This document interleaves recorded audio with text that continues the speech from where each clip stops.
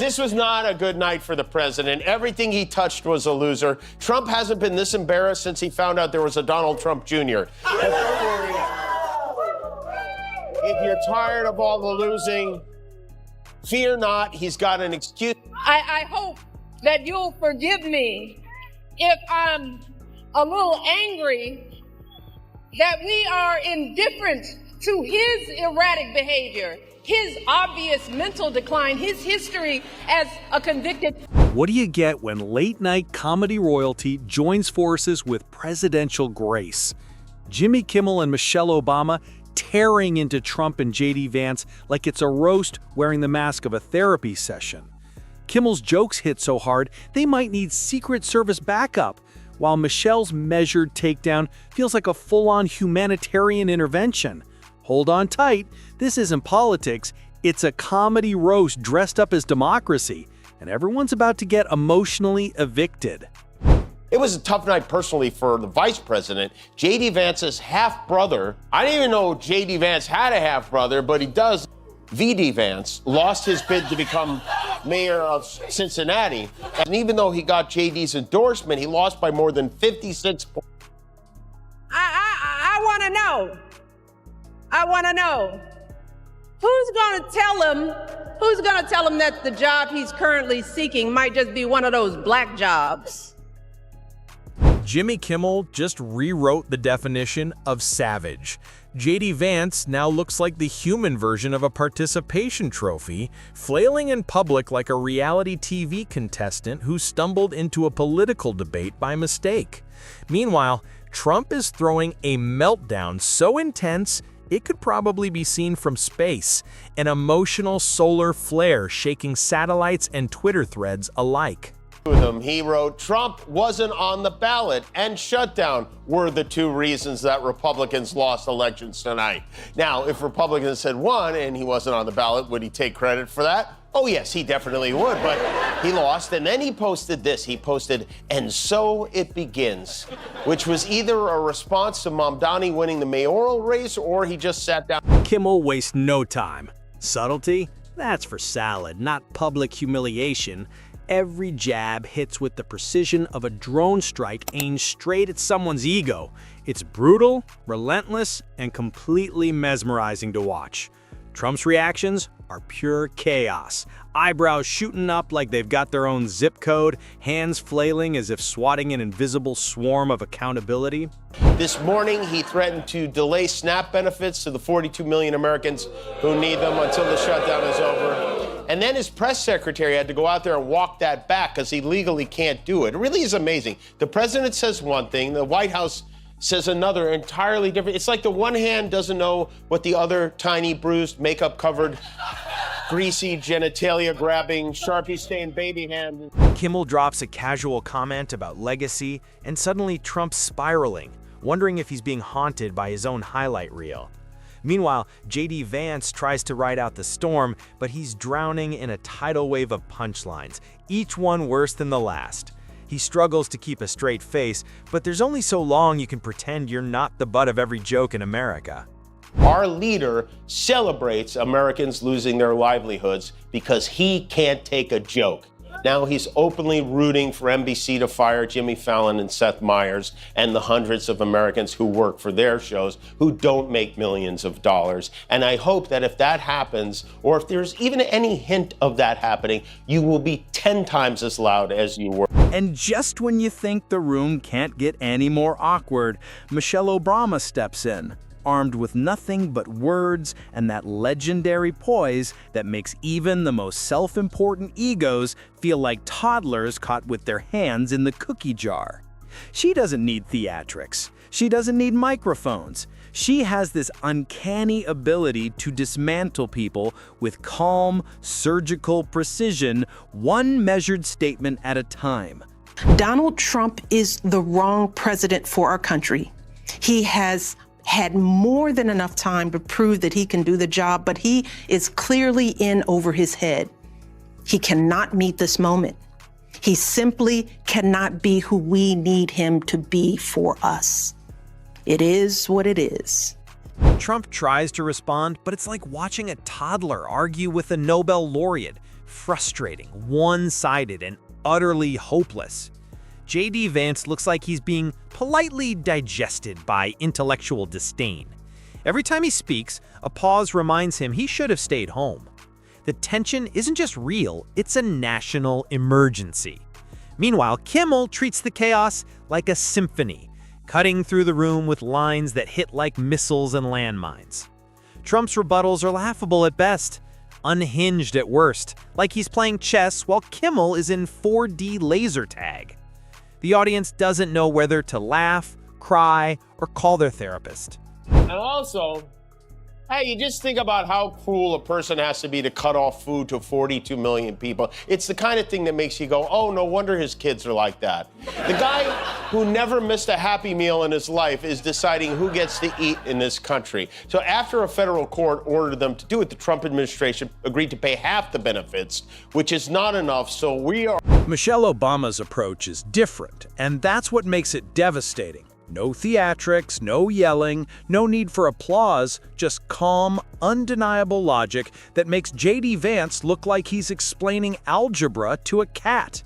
Every point she makes is met with suffocating silence, leaving no room for ego. Trump flails, J.D. flounders, and the audience leans in, hypnotized by the spectacle.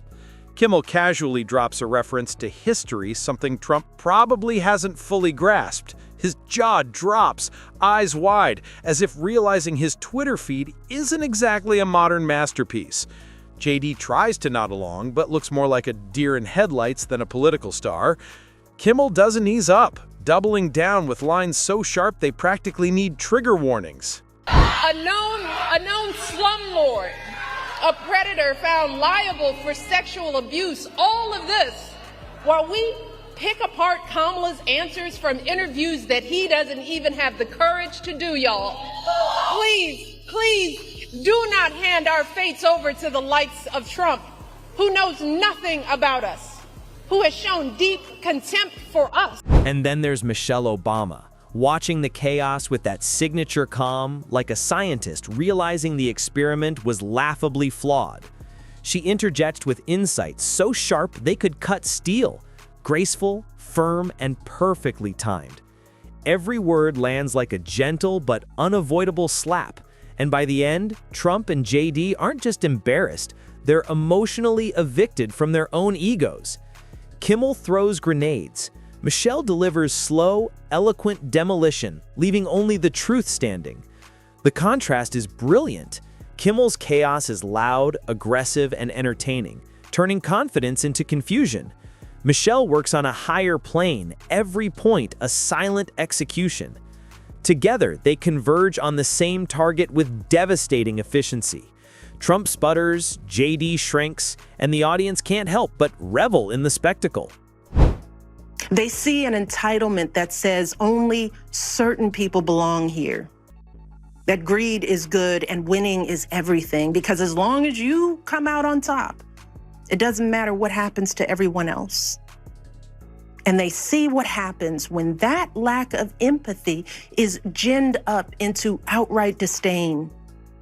They see our leaders labeling fellow citizens enemies of the state while emboldening torch-bearing white supremacy. This is the pure, unfiltered collision of ego and intellect, humor and poise, chaos and control. Kimmel turns the room into a pressure cooker on max, while Michelle quietly cracks the lid and lets the consequences simmer. By the end, all that's left is the faint smell of humiliation and punchlines that will haunt J.D. Vance for months. Trump's face is disbelief made flesh. JD's confidence lies in ruins, and the audience silently asks, how did it come to this? His attempts at recovery are like patching a sinking ship with duct tape, every word showing just how out of his depth he is. Michelle's slow, steady interventions are equally lethal, like logic eroding a sandcastle built on arrogance. Every exchange proves one thing: there's no escaping the combination of wit and wisdom. It's not like Trump doesn't care about people. I mean, he has a lot of empathy. He's feeling especially bad right now for the family of the newly decrowned Jeffrey Epstein pal, the now former Prince Andrew. Prince Andrew in the UK has had his royal titles stripped away because of the Epstein scandal. I know you're close to the royal family there. Do you have any thoughts on I feel very badly. I mean, it's a terrible thing that's happened to the family. That's been a tragic situation. And it's bad. Trump predictably doesn't handle it well. He doubles down, raises his voice, and turns into a spectacle that's almost performance art in its absurdity. But it doesn't matter. Kimmel's humor turns his exaggerations into punchlines, and Michelle's composure turns his rhetoric into a masterclass in public overreaction. Even JD tries to interject, but it lands like a whisper in a hurricane. The chaos of comedy meets the precision of insight, leaving anyone with a fragile ego utterly exposed. Kimmel isn't just hitting, he's obliterating. Michelle isn't just commenting, she's showing how to dismantle with dignity. Together, they create a universe where one side is pure entertainment, the other unassailable clarity, and the targets are stuck floundering, like they wandered into a comedy physics experiment. According to the Federal Bureau of Prisons, Diddy is scheduled to be released on May 8th, 2028, just in time to run for president. And Diddy requested a pardon from President Trump. You know, every so often I say something on the show that would make no sense if I heard it in like 2014. And Diddy has requested a pardon from President Trump is one of those. The audience watches wide-eyed because this is more than entertainment. It's a masterclass in confronting ego, absurdity, and self-importance without breaking a sweat. JD and Trump are learning the hard way that charm and bravado only get you so far. When wit meets wisdom, the results are unavoidable, inescapable, and deliciously brutal. Amid the chaos, there's a strange elegance to the destruction. Michelle's calm, precise interventions hit like an intellectual hurricane. The audience can't look away from this spectacle that's part comedy, part existential reckoning, and entirely unforgettable. Trump might later tweet to reclaim dignity, but the damage is permanent. There's no undo button, no retweet that can fix what's been done. The lesson is clear. Humor and intelligence, deployed effectively, are unstoppable. Pride and bluster collapse, leaving only the satisfaction of an audience witnessing the impossible. Two very different approaches converge to annihilate confidence, one laugh, one perfectly placed point at a time. JD walks away shell-shocked, processing the humiliation.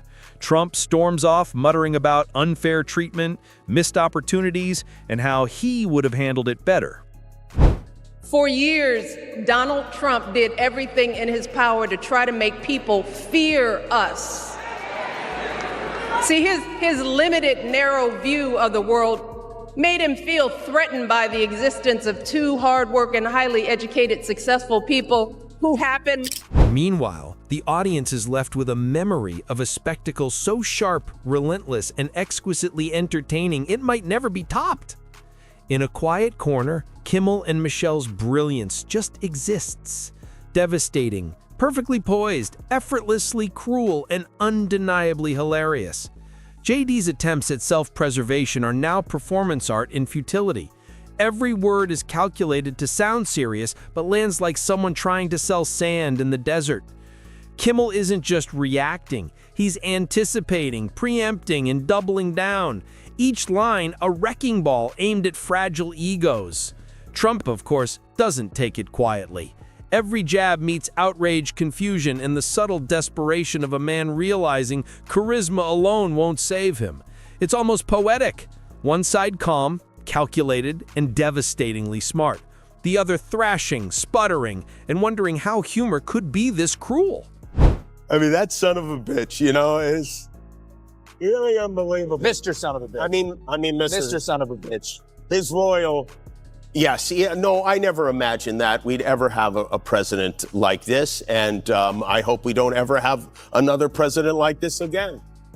I mean, I never imagined I never even imagined there would ever be a situation in which the president of our country was celebrating hundreds of Americans. And in the middle, J.D. Vance desperately tries to pretend none of this applies to him, even as the universe screams otherwise.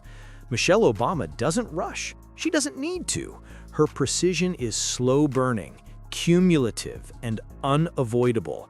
Each observation lands quietly, but with the force of a ton of bricks. By the end, the room isn't just uncomfortable, it's irreversibly altered. Trump's ego has shriveled in real time, JD's confidence evaporated, and the audience has witnessed a masterclass in how intellect and poise can annihilate arrogance.